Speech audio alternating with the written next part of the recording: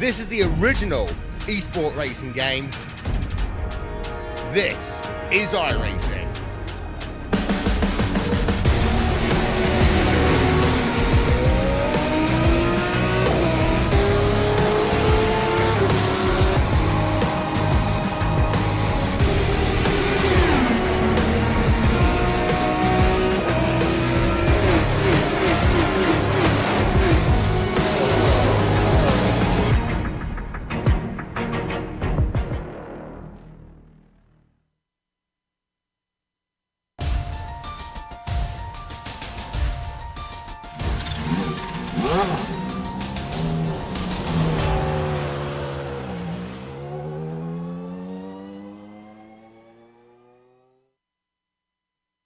Each of our championship points leaders have 4 wins apiece, and both of the drivers chasing them each have yet to win this season.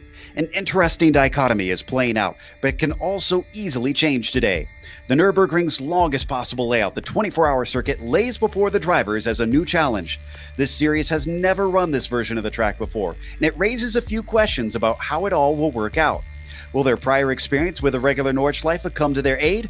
We'll find out soon as we get ready to watch round 8 of the iRacing Kamel GT series, and you'll see it all live here on the Global SimRacing channel and the iRacing Esports Network. Hi, I'm Joe Peak, and with me in the booth is Nick Schmeg. Behind the scenes is our director, the Dr. Amjad, and he's using cameras provided by Dougie Beard. Nick, most of our drivers today are tackling this place with the modern machinery, but in the case of our vintage fans, if they haven't been watching the action, give us the rundown. Yeah, Joe, many of the drivers in this series today are taking a leave of absence because of the 24 hours of Nurburgring being run right now. But for the drivers that are here today in the Kamel GT series, unpredictability remains the name of the game. When you think of a large racetrack, depending on what kind of racing you watch, you may think of Le Mans or Road America or even Talladega. But all of those come nowhere close to the monster known as Green Hell that awaits us today. This is the Nurburgring combined 24-hour circuit, combining the GP circuit and the Nordschleife, together compiling a whopping 25-kilometer or nearly 16-mile behemoth. There's 1,000 feet of elevation change in a single lap here, and on top of that, the tight historic roads that make up the Nordschleife portion are all but forgiving. There are 170 turns here. Yes, 170. Not 17.0, that's 170. It's a track that is normally used for endurance racing, but even in a 40-minute sprint, like we're going to see here today, endurance will be absolutely on everybody's mind. To get a better look at the German monstrosity that awaits the drivers today, let's hop on board for what we can show you of the GSRC lap guide.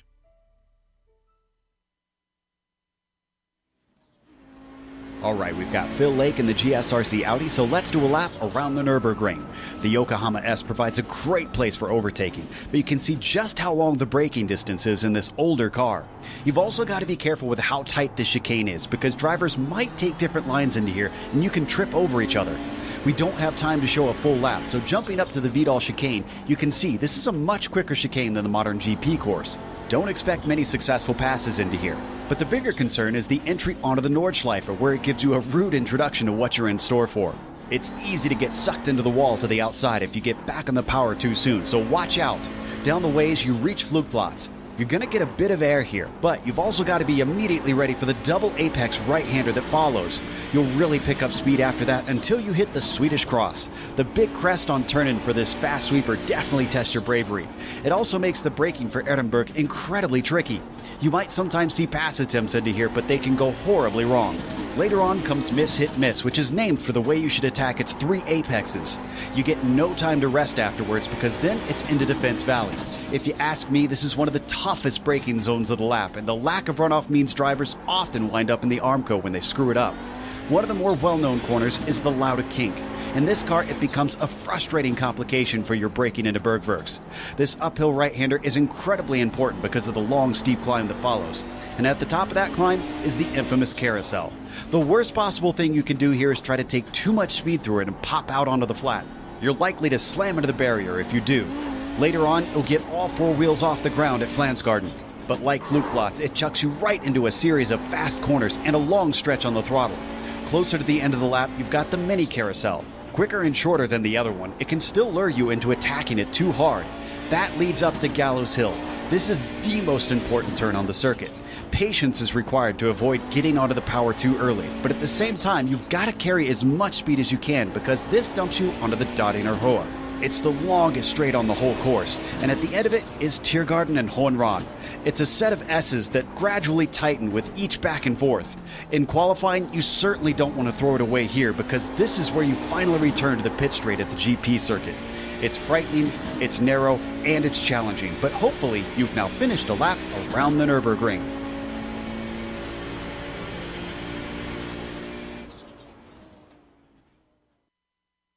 You see a lap around the Nurburgring, and there aren't going to be too many around here. It's so long with that GP course added on to the lap.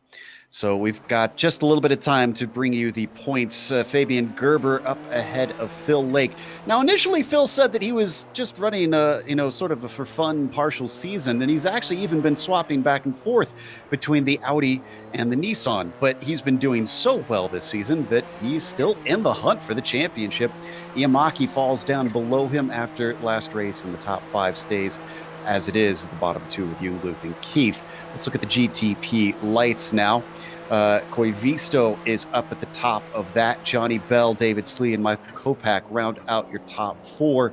Really, the tight fight is between Bell and Koivisto for the top spot, and that could really change around today with a small field offering up some good points. Let's go to the GTO Championships. Nick? Yeah, absolutely. Some good battling here. You see last week's winner, Rob Olenek, 4 wins on the season now, just out of the 7 races. So a great season Olenik's having. Despite that, it is only a 26-point lead over Milan Arnozzi. And Arnozzi has a very tight gap for that second spot over Nick Mukanos, who's only 2 points back. 7 points further back, Ben Laughter has fallen from 3rd to 4th. And Dennis Neidhart, we welcome him to the top 5, and he gets on the points graphic here. He bumps himself up from 6th to 5th. He is 37 points back now. So lots of tight battling over in the GTOs. You do also have the GTUs. Things are still getting going over there in the amateur category. Reed Miller continues to hold that lead over Sergey Serbin by 21 points. Michael Haynes remains in 3rd, but closes that gap. You see, it was a lot more than 2 points. Now it is down to a 2-point gap up to Serbin. Haynes remains there in 3rd. Caden Bean and James Walker remain in 4th and 5th. They are 45 and 55 points back, respectively. This race today will, of course, as we see just what kind of air some of the Audis will be getting, includes at least 40 minutes of racing. We'll have probably a little bit more because if they go by the line with an extra lap, well, that's going to be a lot of time. There's no scheduled stop for fuel. This is the sprint format that they're running, surprisingly, which makes me wonder whether or not we'll actually see any cars get lapped. It is round 8 out of 12 in this season. There you see the points that are on offer. The Audis will be scoring quite a bit because I believe we have only about 10 of them here today. And already we are ready to go to the grid here in a moment because qualifying took place earlier this week. So it is not attached. That was simply warm-up.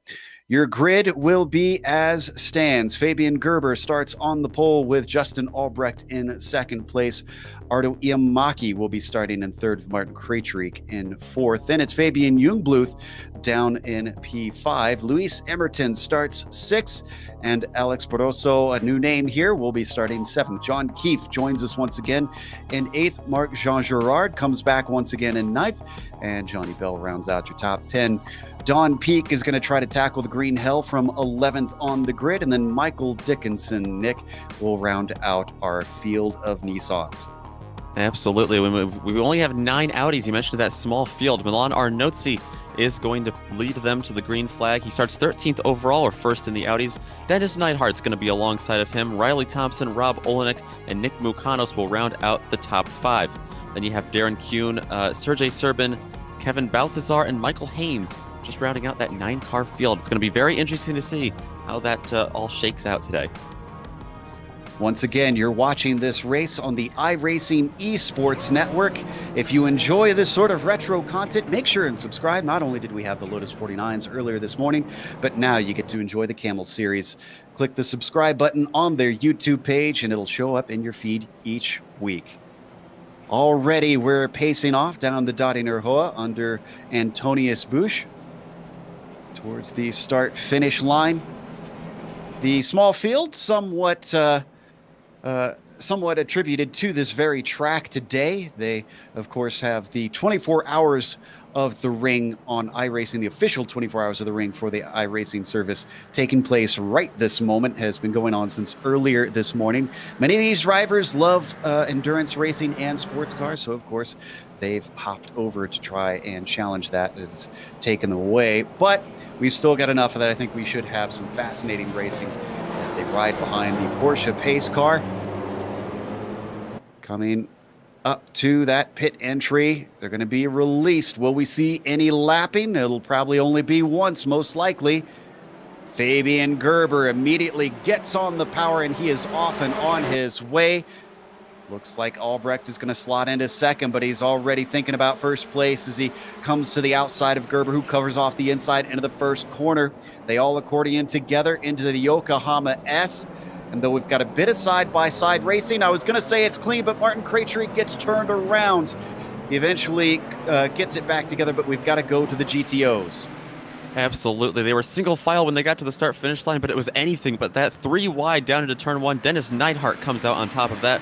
Arnotzi remains in second, but Riley Thompson, after a daring move, will remain in third. Now he's got to hold off the likes of Rob Olenek. A crazy start over here in the GTOs. 12 GTP cars and 9 GTO cars take the start. How many will see the finish here today? We'll find out in about 39 minutes or so. As they work their way now, riding on board with second place Neidhart through Dunlop. He goes a little bit wide. Arnotzi taking a peek, but can't do anything through there. And already the GTP car is getting ready to head on to the Nordschleife part of the course. You can see heading up to the Vidal chicane. Gerber still your leader. This is where it starts to get hairy. Absolutely. A lot of these drivers really confident, and familiar with the GP course here. That's where you're going to see, I think, the most passes made today because, there's just so much unpredictability and it's so sketchy in so many parts of the Nordschleife. You see them work their way down the windy and very tight sections already. Fabian Gerber tried to pull a bit of a gap on Albrecht, but he is hounding him at every corner. Already almost to High Oaks, and then they'll really get to stretch the legs out on these machines. Now, these cars won't get air at Flugplatz, but you saw we're going to get a little bit of hops from the GTOs, so we'll jump back to them once they start to reach this portion right here. Flugplatz literally translates to, well, almost literally translates a landing strip. And in this case, they're going to be doing some landing after they take off. Absolutely. So many bumps in here and almost an issue in front of the Audis. It looks like one of the Nissans went off. I couldn't tell who that was. That was Dickinson, I believe. Dickinson, yeah, I think so. But right in front of the Audi leaders, too, so that was a scary moment for them as, over the crest, very unsettling feeling for all of those leaders. Whew, a number of them got all 4 wheels off the ground. That was impressive. But I think everybody is through clean. Dickinson, however, is having a horrible first lap. So is Krejcik. I think he had another issue into Ehrenberg. There you see he's got a lot of damage. I think he hit the wall in the Swedish cross. I think we've got this replay first with the Swedish cross. Let's take a look here. Lots of damage on that car. Had to have hit multiple different times. I think that's John Keefe's next to. Side by side. Now, I would have thought they'd be able to go through there side by side, but apparently not. Krejcik absolutely pounding the wall. In fact, he's called it a day. Pulled off to the side of the track. Apparently too much damage on that car. Already, we've claimed 2 victims here on the Nordschleife version of the ring. The Nordschleife portion of the ring, I should say. But we've jumped back up to the top of the GTOs. It is Neidhart in front of Arnotzi. Thompson rides back in third before you get a bit of a gap back to Olenek. Yeah, both Neidhart and Arnotzi looking for their first win of the season today here in the Audis. It's been dominated by Olenek and Hagner. They've shared all 7, so I'm sure both of these guys would love to pull away from Olenek, who is all the way back in 4th, like you said. And this fourth place doesn't necessarily mean anything as Thompson has a hairy moment coming down into Defense Valley. Somehow gets away with it. He was almost 2 wheels in the grass up to there, but he's now got some ground to make up on Arnotzi. Arnotzi was a little verbal before the race in the forums, expressing his displeasure with the qualifying format for this. Still, he managed to get himself pretty well up there in his qualifying as we ride on board now with fourth place Olenek hitting another of the long stretches up through Kesselchen. Nick, they're climbing the hill. They are indeed. This is going to allow a good opportunity for a lot of them to close in and also see what kind of car they have today. So many different portions of this track and their setups are going to come into play here. Absolutely. A lot of sketchy portions of this track, but this is one where they can just lay on that pedal. Up until they get to the Moot Curve. This is called Bravery Corner. You can see why. Not a lot of runoff. It is very fast. Climbing uphill. So far, looks like most of that field is going to be able to make it through. And already, Neidhart has hit Style-Strecke, which leads us to the infamous carousel. Arnotzi really trying to close in on Neidhart. Also, Olenek really reeled in Thompson there quite a bit. Into the carousel. Will they be able to close in any more? Up at the front, let's check in on the GTP leaders. It's been a while since we looked at this, and I tell you what, Justin Albrecht continues to put pressure on Gerber, but now they are joined by Ardo Iamaki, and they're coming up to the other spot where you can get air. There is Flansgarden swinging through, coming towards the Beloff S's. Is anybody going to be able to use this to maybe get a chance to get a run? They're starting to spread apart. The opposite is happening now. Just a little bit. Iamaki's really got to keep in reach of Albrecht here. Doesn't want to let this slip away early from him. And what'll be fascinating is they're coming up to the Daringer Hoa soon. And these Nissans not known for having draft battles, but I suspect this is long enough that they're going to... we might see some passing here on this straight. Let's put it that way. Yeah, I suspect we saw a lot of leapfrogging back and forth last week at Le Mans on the long straightaways there, so I wouldn't be surprised. Of course, less elevation change at Le Mans as well. It's going to be interesting to see how these cars play out, but here they go. Albrecht starting to close in on points leader Gerber. Fabian can do nothing here, and Justin is going to elect to take the pass, it looks like, as he swings on around through Antonius Beach. Oh, we've got trouble back at the GTOs. Rob Olenek has gone off in a side-by-side battle with Thompson. Let's take a look and see how this happened. Oh, you know what? This started when Thompson went off at Flansgarden. This is what got them side by side. Oh, and there's just not enough room over that crest where once again, they get incredibly light. That car was Nick Mukanos having to take evasive action and successfully squeaking through. Yeah, you're right. That was Thompson rejoining the track safely, but like you said, Olenek, just nothing he could do over that really scary crest. Unfortunately, not landing all four wheels like he'd like to. Well, he's able to get it going. He's down in fifth now with Serbin probably closing up, considering the immense damage that hit probably caused him. And there you see in a straight line. Oh, wow. Olenek is not looking good as Serbin just freight trays him. Meanwhile, we've had a change for the lead once again. Gerber got back by Albrecht. Seeing if this happened just now. In fact, it did in a Dunlop. Take a replay of this, see how it happened. Just straight out braked him. Yeah, looks like just a textbook pass. Iamaki not able to do anything with it, even though he had Albrecht to the outside. And well, I take that back. Yeah, he's already by. Interesting. Albrecht seems to be struggling here on the GP course. And so is Gerber just a little bit, it looks like. He had one slight off almost on the GP course while we were at replay. It allowed Iamaki to close in. Or allowed Albrecht, I should say, to close in. He had second place back at that point. Yamaki now the one hunting down the number 1 car. Twisty through here with a number of awkward braking zones until you finally get to be flat to the floor out of high oaks. Look at Albrecht now trying to recover. Yamaki indeed falling off of Gerber. Seen a few cars heading in for repairs. Martin Krejcik has come in. Don't need to go to him as let's see what Albrecht has on Yamaki. We ride on board the Buckeye driver. He's closing. He's closing. Does he dare try what Krejcik tried?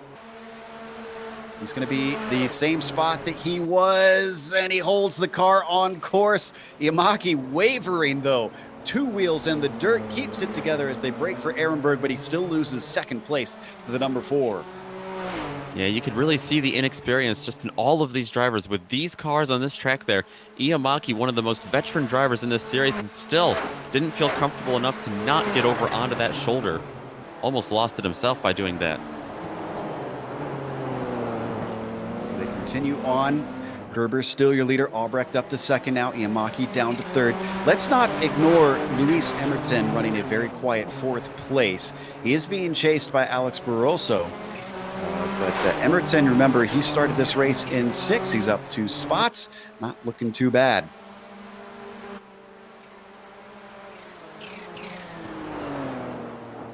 The teammates, of course, to John Keefe out on circuit. I think most of them are looking like they're settling in, though, just focusing on racing the track and not each other. Yeah, it's kind of the name of the game for them right now, at least in the first, I'd say, 30 minutes of this. They just want to get to position themselves to gain some spots here at the end. We've watched the GTPs for a bit. Let's jump back to the GTOs. The lead is still relatively close. It is Neidhart and Arnotzi. Because of Thompson's issues coming together with Olenek, he's fallen back about 6 seconds, so he's got to really hustle to get back in the game here. And Mukanos behind him is another nearly 3 seconds back. So those top 2 have certainly separated themselves and got a little bit of clean track to not have to worry about the rest of the field for the moment. Yeah, the best thing that could happen to Riley Thompson right now is for Milan Arnotzi to catch Neidhart in front of him for that lead and have them start battling with each other. It's so hard to have a really long battle here just because of the nature of the track, but if Arnotzi cannot get up there and disrupt some things, Thompson definitely, I expect him to see close in at least a couple seconds. Neidhart's got to be hungry for a win. This is certainly the opportunity for everybody to catch Rob Olenek, who elected not to pit despite the lack of straight line speed. See how he can make up time through the Nordschleife's twisty parts. Arnotzi now coming down into the defense valley, still giving chase on our leader, the number 5, Dennis Neidhart.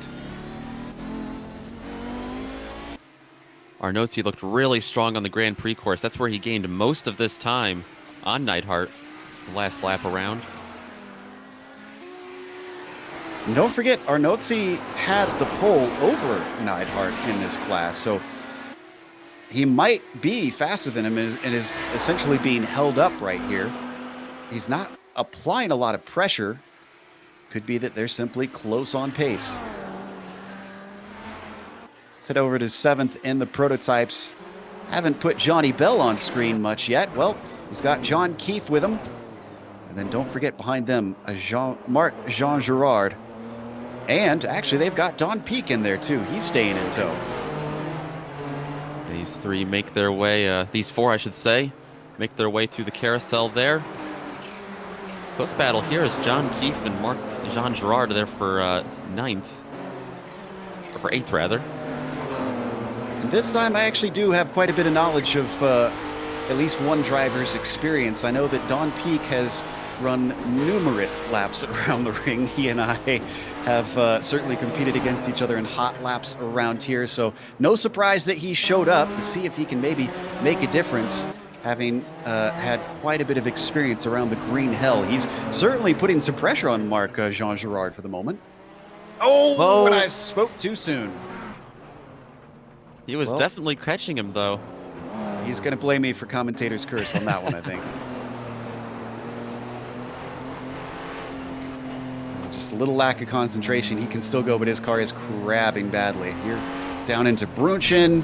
Oh, yeah, 2 wheels in the dirt, and that was all she wrote. Yeah, he's taken that behind the pit road wall as well.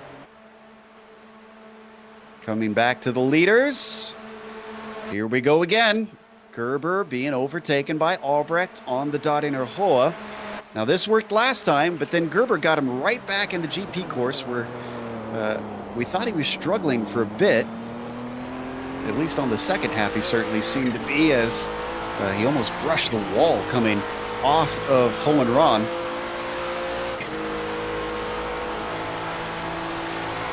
Up to the Yokohama S. Albrecht is well clear, so no attack at this point. Car's doing just under 7 minutes 30 seconds a lap in these Nissans. The Audi's running about a minute slower. So I have to do some quick math to see if they actually are going to catch any lap traffic at all.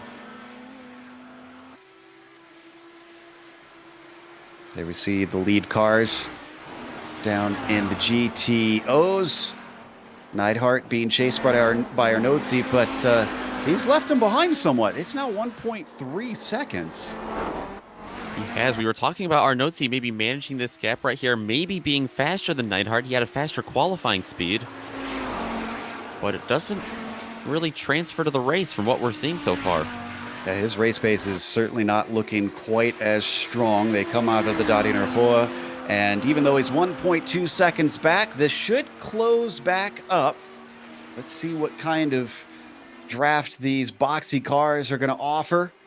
Getting faster and faster, 180 miles per hour now. There's a lot of grunt in these machines. Looks like maybe slight front damage on the nose of Dennis Neidhart as well. I would say that, and I look back at Arnozzi, it looks like maybe for him as well. And as they get to the end of it, let's switch over to John Keefe, because he's had some issues. This was into Valvoline. This lost him 2 positions. Yeah, just slid here, it looks like. Almost got into Johnny Bell and Marc-Jean Girard, who are battling behind him. It looks like Ford corner, actually. The right-hander, unfortunately, a little too slippery. The Pennsylvania driver behind the Hoosier, just trying to find a way through, and at the last moment, managing to pick a way by. So we come back live. Johnny Bell is behind Marc-Jean Girard. Got overtaken by the number 15 when he had to slow up avoiding that spin. We can also report that Milan Arnozzi was not able to close in much on Dennis Neidhart there. We were watching that battle happen. And Arnozzi having a little bit of a slide there. On screen we saw Jean Girard get repassed by Bell.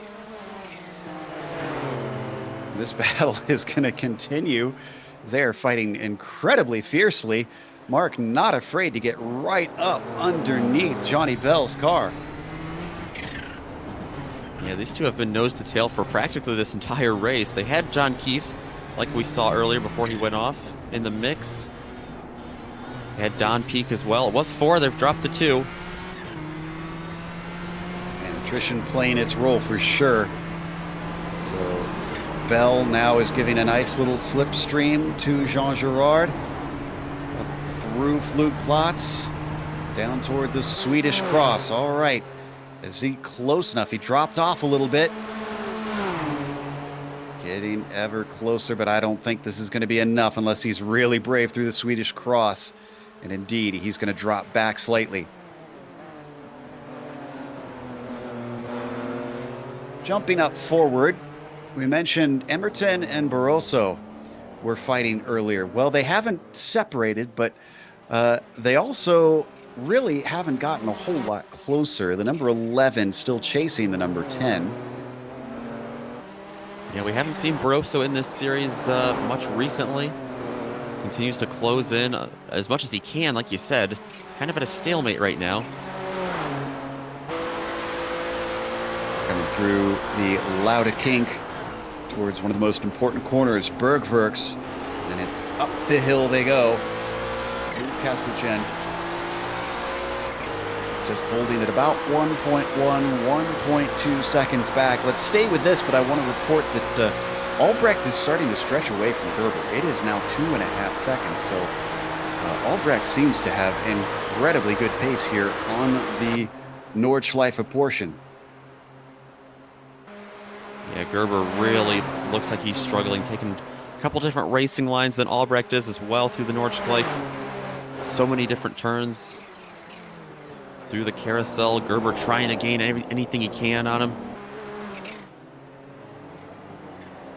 I think we've had a couple more cars have to take to the pits to repair damage. Darren Kuhn and Michael Haynes have both been sitting on pit lane. And here we've switched back to Neidhart and Arnotzi because Arnotzi continues to use the draft to keep Neidhart under pressure. Yeah, this is perfect for Arnotzi so far. We've seen Neidhart slip away just a couple times, but apparently that draft, powerful enough for Milan Arnotzi in the 7 behind him to keep him within reach, not letting him slip away yet, 20 minutes in. Yeah, we're already halfway through this race. We haven't pointed that out yet. We're only on lap 3 currently. So actually that makes me wonder, where is Albrecht compared to the last car running? He's actually not even come around to the same lap. Dickinson is the last car running. He's on the GP course, while Albrecht is currently, I believe, working through the Beloff S's.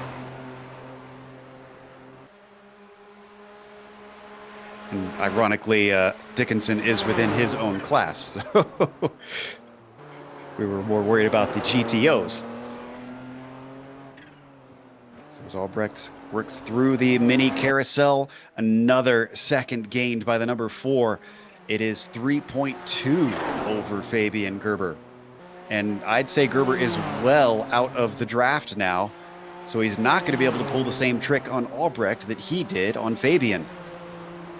Yeah, absolutely. Gerber was only a half second behind at the finish line last time around. It just shows you how long a lap around here is and how much time can be gained or lost.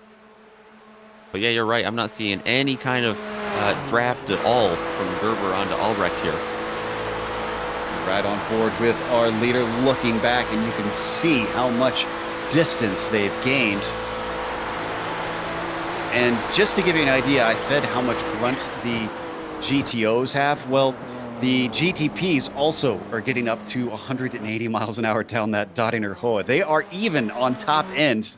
Big difference seems to be made in the high-speed corners where these GTP cars have so much more downforce.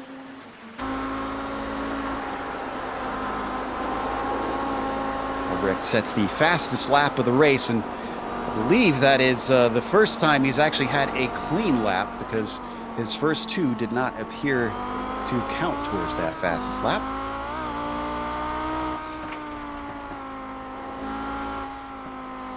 Back on board with our leader of the GTOs once again, Dennis Neidhart. Yeah, I've been watching Arnotzi continue to try to chase him. Neidhart goes a little wide there, actually. Almost a little bit of a scary moment for him, maybe. These two are pulling away from third place. Riley Thompson behind them. It is about 9.5 seconds. He is really no threat at this point. Thompson might have a little bit of damage, but we're not sure. Not really seeing much from our camera angles, but he did make slight contact with the likes of Rob Olenek. Yeah, he still has a big gap back to Nick Mukanos there, who's right behind him in 4th.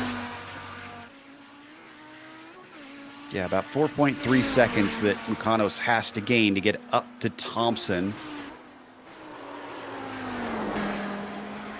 Of the drivers who have met that attrition, none have made it out on track except for Michael Dickinson, I believe. Unless Dickinson did not go in. Actually, I think he didn't pit, potentially. Not seeing any on my timing and scoring. Kuhn, Haynes, Krejcik, and Peak are still sitting hoping that they can get back out for the final 15 minutes. This is Johnny Bell on the GP course, starting his 4th lap. Tell you what, now that Marc-Jean Girard has gotten by Bell, he has really done a good job of pulling away from the number 18. He's got 7.5 seconds. Yeah, huge gap. Like you said, over 7 seconds, within a matter of, just a couple of kilometers. He was able to do that. Some incredible pace out of the 15 car there once he got around. And we're seeing that a couple different places all over the track, especially in the GTO lead. Jean Girard just got held up behind Johnny Bell, and once he got around, he could really show his race pace. We were wondering if that's the same thing happening with Arnotzi and Neidhart. Meanwhile, we've switched up to 4th in the prototypes. Luis Emerton still being chased by Barroso. And I love how when we switched over here, this track really, of any, shows just how much the cloud cover model that iRacing has implemented can make a difference, because it is super bright and sunshiny. You saw on the GP course, it was very dark and gloomy. The clouds had covered there, but not necessarily here. It is actually pretty hot today, so they want those clouds to cover as much of the course as they can. 102 degrees on the circuit, but I'm sure that depends on where they're currently measuring that. Yeah, lots of land here to cover this track. It could be very hot, sunny on the GP course, and be cold and cloud cover in the Nordschleife. Through miss hit miss now, we ride on board with Barroso. Still tucked up behind the number 10.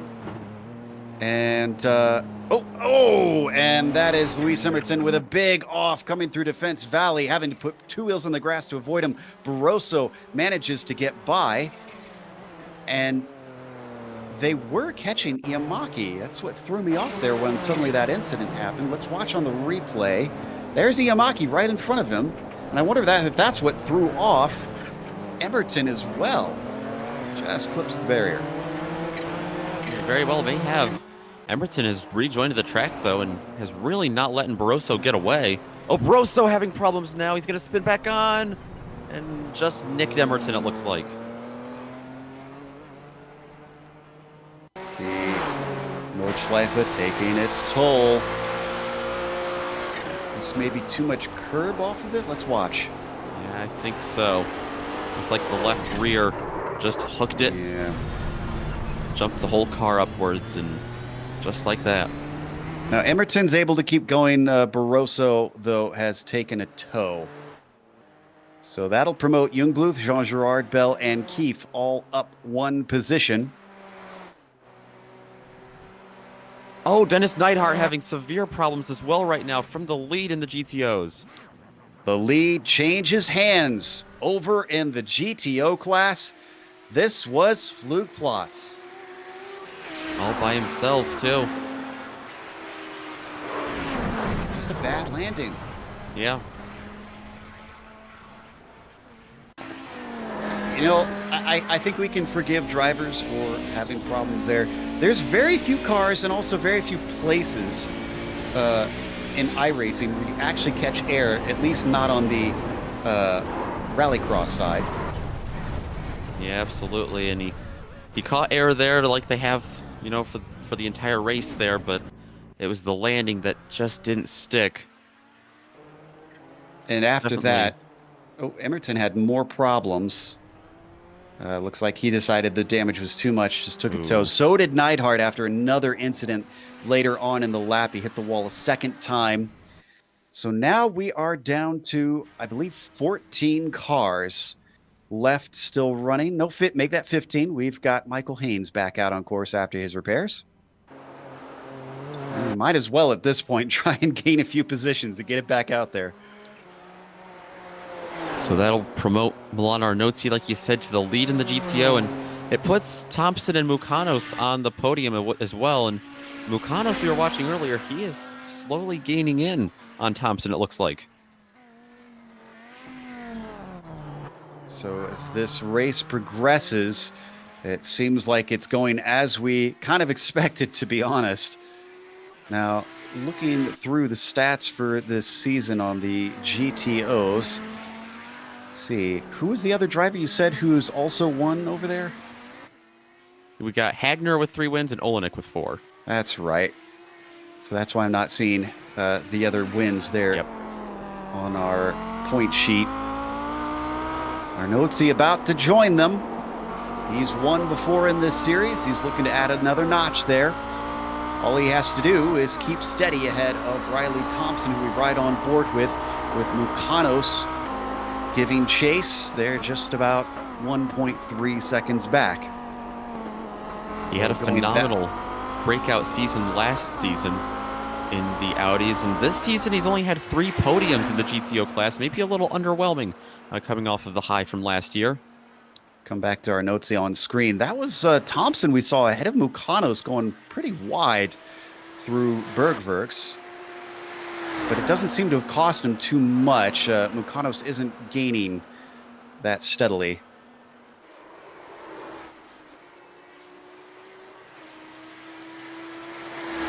What a wild race this has been. And with 9 minutes left, we're going to see the white flag next time by. Justin Albrecht is on the GP course right now.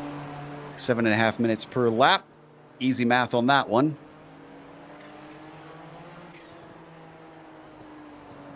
And no challenge from behind for Albrecht. He continues to not pull away significantly every lap, but really manage that gap back to second place Fabian Gerber.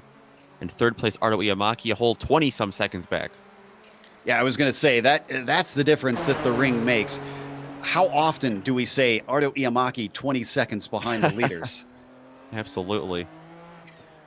Holding on to the podium by another 16 or so seconds. Yeah, the next car back is Fabian Jungbluth. Have we had any big climbers this race? It doesn't really look like it. We did have a small field, but even still, Jungbluth started in 5th. He's in 4th right now. Oh, and we lost Emerton. Emerton seems to have not only wrecked out, but he has called it a day and left the server. I think our biggest climber of the day would be back in the GTOs, if you count the overall field. I don't count the overall field. Well, you got to count the overall field. It gives them more than 2 spots gained. Hey, I guess it's not as many as you would normally expect.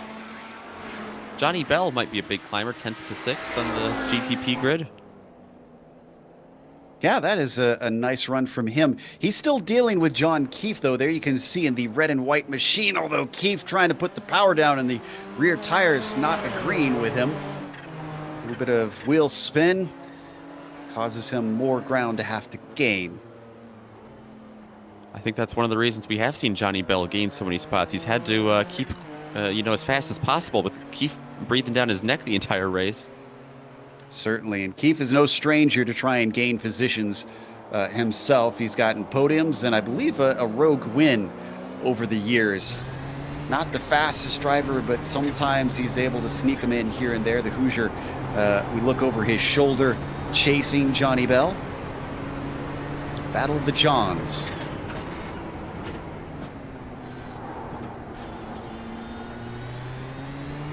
Coming up to the Nordschleife soon enough. Off of Bilstein towards the chicane. And Keefe's starting to gain once again. He's got it down under a second now.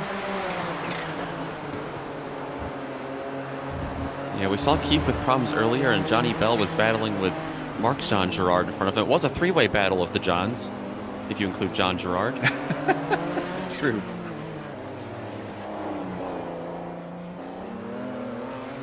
Down now out of the north curve. Keefe loses a little bit of time. Oh, no, he gained a bunch there that time. Now it is a half a second closer. So the smooth incision car to ride on board, looking through the 007 cam. Could find himself overtaken, depending on the run that John Keefe gets out of High Oaks. Let's see if he can use the draft and a good acceleration to get an overtake done. He's already gaining. Yeah, he's reeling him in. But is he going to have the space on the track to get up alongside of him? I believe that will be determined by the amount of guts that he has. He's the going answer for it. is plenty. Oh, they came away from it, but both of them immediately went to the extreme edges of the track to get away from each other. That bit of contact certainly would have scared me if I was in the car. I don't know about them. Absolutely. It certainly didn't scare John Keefe. He stayed right on the gas all through that. And he takes the position away for 6th. Johnny Bell demoted. We'll have to try and recover, see if he can get back on John Keefe by the time they hit the next long straight. This is Ehrenberg, or excuse me, Audenauer Forst that they're coming through up towards Metzgefeld, and Bell looks like he's struggling a little bit. Does not like those slow corners. Yeah, he's fallen off Keefe already. So we've had a number of drivers rejoin. Krejcik is back on track. Darren Kuhn is back out there. Michael Haynes is going once again. Otherwise, Barroso and Neidhart, I think their days are done.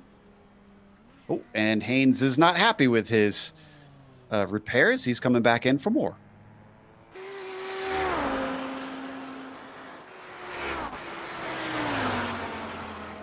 So things starting to spread out, especially between our leaders. Albrecht, who gained quite a bit early on, hasn't lost it, but it's certainly not gaining at the rate we saw earlier. It is 4.3 seconds between Albrecht and Fabian Gerber. Yeah, it's just big enough of a gap where, Albrecht cannot afford to make a slight mistake or put a wheel in the grass. It is a big enough gap, though, to have a little bit of breathing room. Be able to manage it just a tad bit. Big enough that he can keep the draft away from the number 1 car. If we could get an overhead shot just to show the distance between them. Number 4 and the number 1 have been duking it out over that top spot. There you see just how far away Fabian Gerber is. Yeah, Gerber can see him. You just can't quite feel the effect of the slipstream. Got to be tantalizing, knowing that you're that close, but just not close enough. Through Tiergarten to Hohenrad to start the final lap of the race for Justin Albrecht.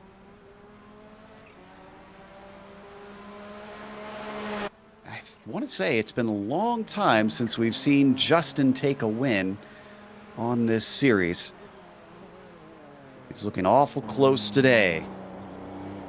Yeah, he only has, in fact, 1 podium this year in the entire season, so this would be a great result for him. Great result as well for the other leader in the GTO's Milan Arnozzi. Much bigger gap for him, 11 seconds back to Riley Thompson. If anything, Thompson probably not concentrating on a potential win, but just trying to hold second place because he's been under threat from Nick Mukanos. Oh, and that threat is going to come close here because Mukanos is going to get around him with Thompson sliding off into the guardrail. So move Mukanos up to P2 with that. Riley Thompson just simply out braking himself. Car getting away from him, and I think, yeah, he makes contact for sure. Just slight damage on the right side of the car. But he's still got another lap and a half to go because they're not going to be lapped by Justin Albrecht.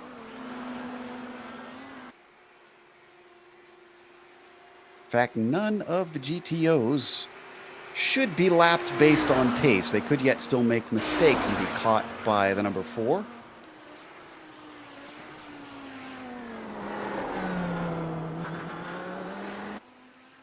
Up and out of Stylstrecke towards the carousel. Milan Arnozzi just running his race, worrying about himself. At this point, it might even get a little bit lonesome out there for Anotzi, but there's enough fans by the wayside to keep him company. Hopefully he doesn't, one thing we see so often when you are all by yourself is you just slip into that kind of trance of no one else on the track and all muscle memory. That's when you're prone to making mistakes the most, so hopefully he's able to hold on to this. On board with the Dirty Torque driver of Justin Albrecht. He's currently working his way up towards the Swedish cross. He's extended the gap another half second over Gerber. It's now 4.7 seconds. Out of Edinburgh, plunging down into compression past the foxhole. This is one of those danger spots, a very tight kink. And then braking for Oudenauer Forst. He's looking solid through there, thankfully.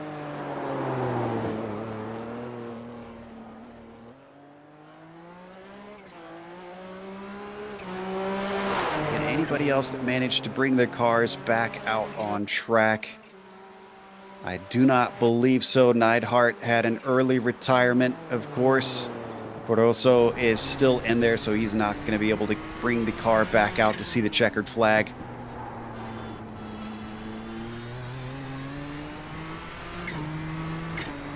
Love these onboard shots at the ring, especially in these Nissans. This shows you the just tremendous commitment needed here. And it shows you just how little visibility they have, not just from being in the Nissan prototype, but also just being here at the Nordschleife. Yeah. So hard to get around these daunting turns like that. Yeah, you really need to memorize this place because you can only see about a corner or two ahead at most moments.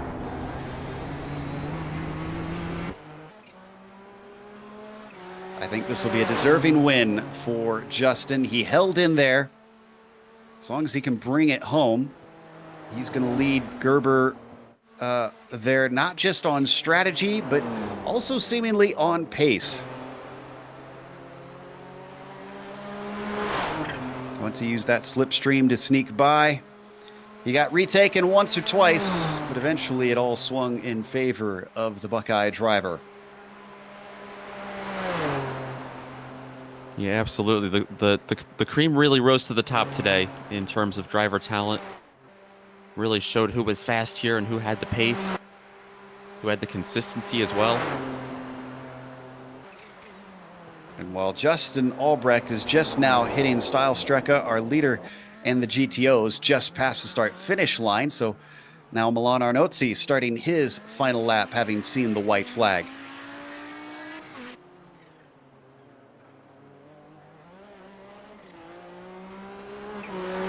Man, the thing that gets me, Nick, is I can only imagine. Nowadays, we've got the ability to track cars so much easier, to tell what's happening out on track.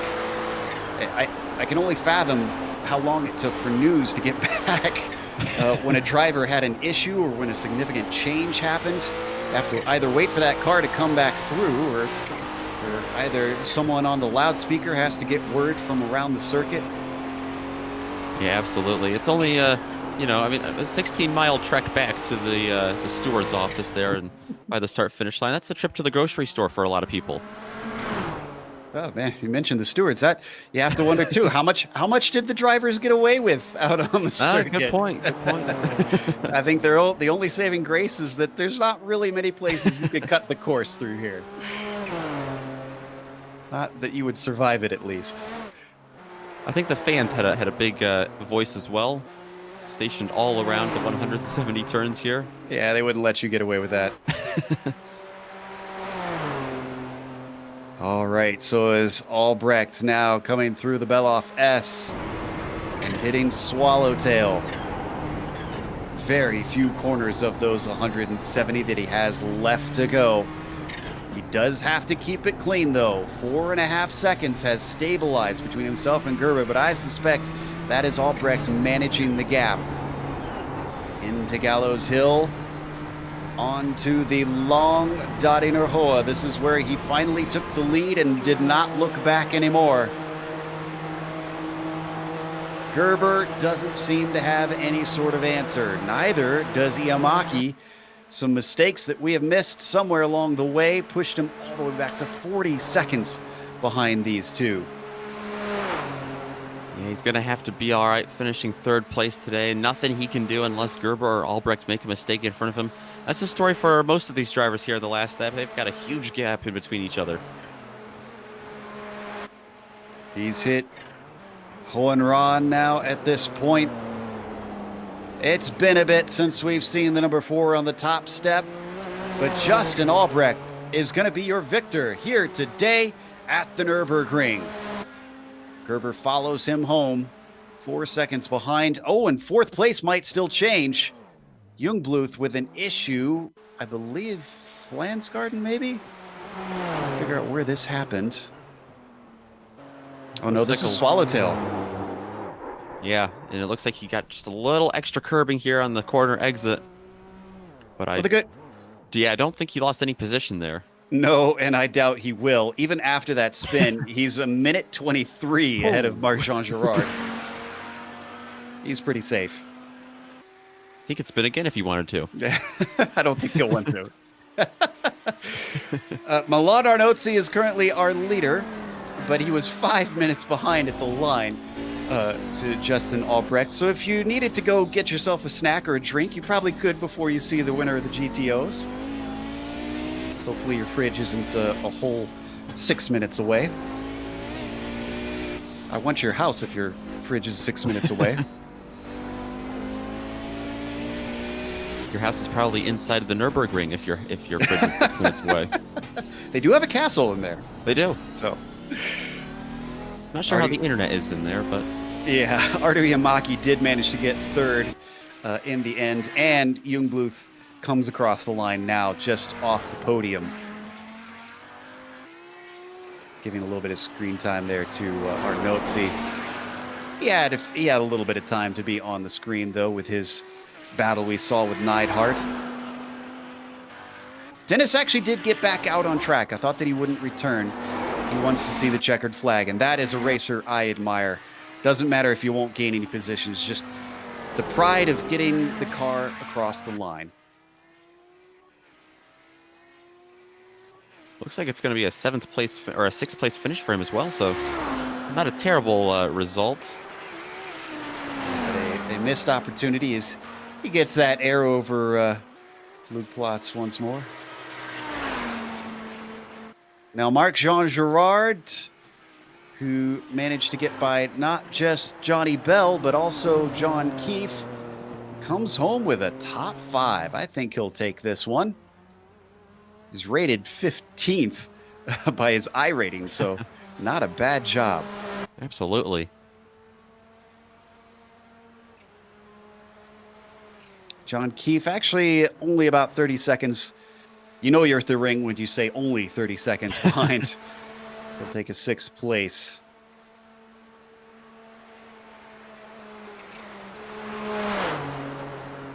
And then how about poor Johnny Bell? He's not the last one running.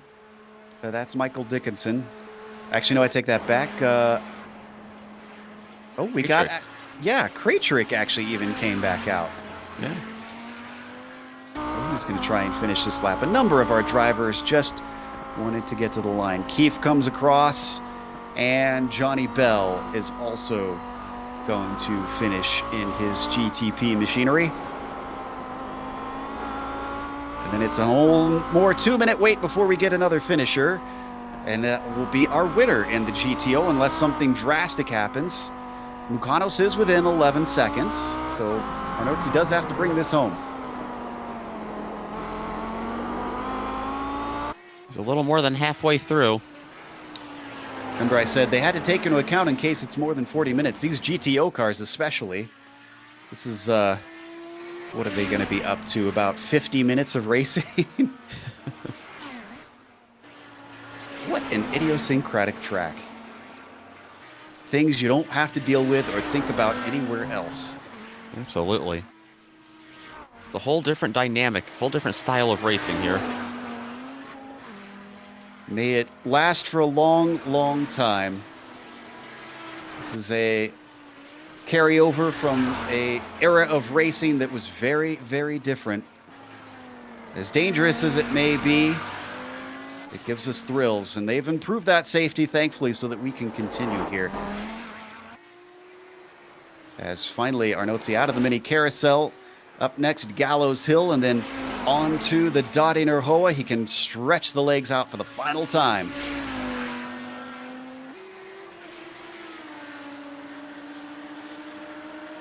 In fact, who is that up ahead?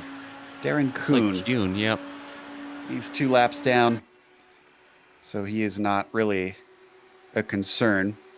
Despite his last name, he's actually Canadian, so don't think that... we do have a couple DH drivers that competed today. Neidhart, who probably would have loved a home win. Gerber, Jungbluth, also from DH. Dickinson hails from there. Now, that doesn't necessarily mean they're German, per se.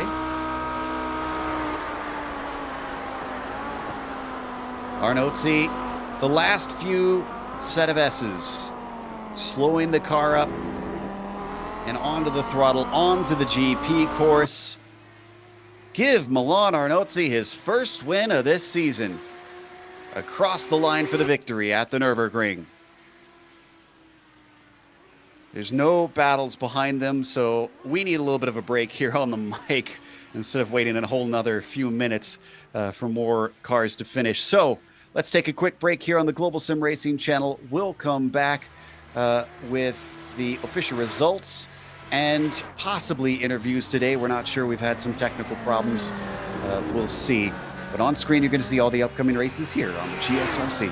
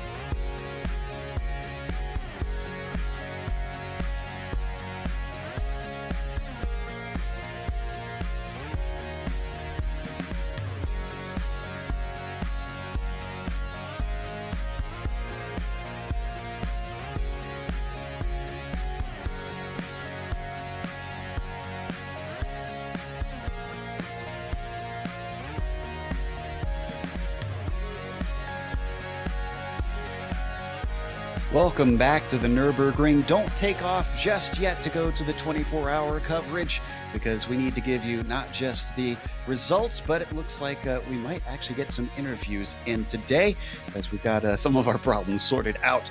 Of course, the winner in the prototypes is Justin Albrecht. He won by a scant 4 seconds compared to some of the other gaps that we're seeing over Fabian Gerber. But Gerber's going to take today because he's still got points over a lot of his rivals.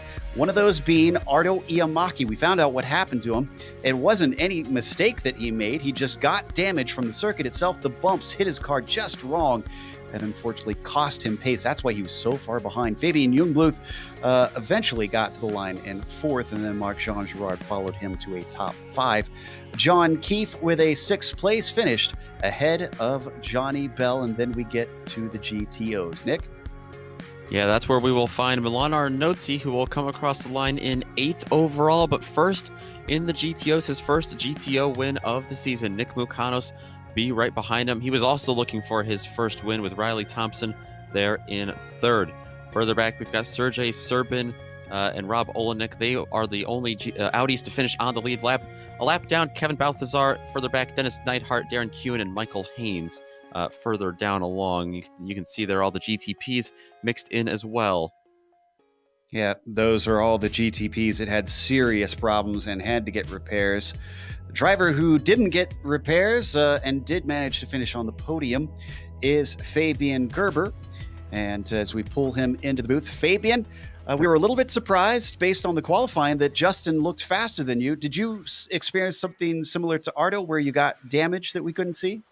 No, not at all. He was just a bit faster, and on this track, he pulled away. He had a very fast lap, 3 or 4, I'm not sure, and then he was gone, and I couldn't hang on. So I just make sure I could finish the race, and I need the points, so I don't need victories anymore. Even though I would like to win, but Justin was just this bit faster, so he won.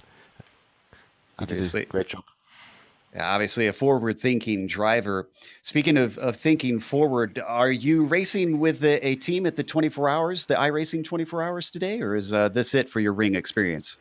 No, this is it. This is enough ring for me. I'm not the biggest fan of it. Of course, it's great to drive, but it's not. I like more the normal track. It's understandable. It's not everybody's cup of tea. Clearly, you are thinking about the championship this season. Then, with Mid-Ohio coming next, a bit of a reverse situation in which it's a short lap, and obviously traffic is expected to be a little bit more difficult there. Yes, it wasn't difficult at all today since we didn't meet any Audi today. I hoped so, but it didn't happen. But next week it's going to be different, yes. But I like Mid-Ohio. I don't think I've ever driven there with the Nissan, but with the Lotus I did, so I know the track, and I look forward to it, yes. I look forward to it as well. That is Fabian Gerber finishing 2nd today. Mid-Ohio, one of my favorite tracks even. Up next, we have one young gun talking to another. Nick is going to be discussing the race with Riley Thompson. Absolutely. Riley Thompson, his best finish of the season for an in-class result. First podium of the season for Riley. And Riley, that was a heck of a race you had to put up with there. Fell back a little, ran into some problems it looked like. Yeah, it was weird. The whole race, that one corner, the car felt like it wanted to have me brake earlier and earlier. So by that point, I just started sliding out right into the wall. Yeah, absolutely. We saw a lot of the Nissans battle problems, especially we were talking about Ardo Iamaki battling problems with just the nature of the track, ripping up the car. Did the Audis have any problems with that? Did you have experience any problems just with the abrasive surface and nature of Nurburgring? Besides the parts where we kind of take flight, we actually didn't have too many issues. There's a few curbs that you can hit really hard and landing will damage your car, but besides that, we don't have as many of those issues. Yeah, it was fun to see all you guys catch some air here once in a while. Looked like we were watching Rallycross a couple times. Are you running over in the 24-hour race today, or is this all for you? No, we were, but car ended up with some issues on lap 1, so it was just this in the end. Oof, hate to hear that. It's a brutal track. Are you relieved at all to be headed to Mid-Ohio, or would you rather stay here at a track like this? Honestly, I love Mid-Ohio, probably even more than this track, so hopefully I'll be able to race. All right. Well, hopefully you're able to get another podium there. Hopefully we get to talk to you again. That was Riley Thompson, who took a podium at least today, third place in the GTPs. GTOs. So that's going to close us up for today. Now you've got a chance to hop over to that 24-hour coverage. Of course, a big thank you goes to iRacing themselves for putting us on the iRacing Esports Network. Make sure you subscribe so that you can catch more of the Kamel GT series. And a thanks goes to the companies that provide the software and hardware for our broadcast listed here on your screen. Additional thanks to June Lalonde, who provides our wonderful music. See the screen for how to get a hold of more of her great work. And thanks to the team today, Nick, Amjad, and Dougie. If you'd like to find out more about GSRC, including upcoming races, you can find it at globalsimracingchannel.com. You can also check us out on social media. We're on Twitter at GSR Channel, Facebook at Global Sim Racing Channel, and Instagram at GSRC_Graham. As we mentioned, we're heading back to the States from Mid-Ohio. That'll be Saturday, May 11th at 1 p.m. Eastern. We also have upcoming races for other series listed on the screen, so check those out and mark them down on your calendar. But until next time, race clean, race hard, and we'll see you on the track.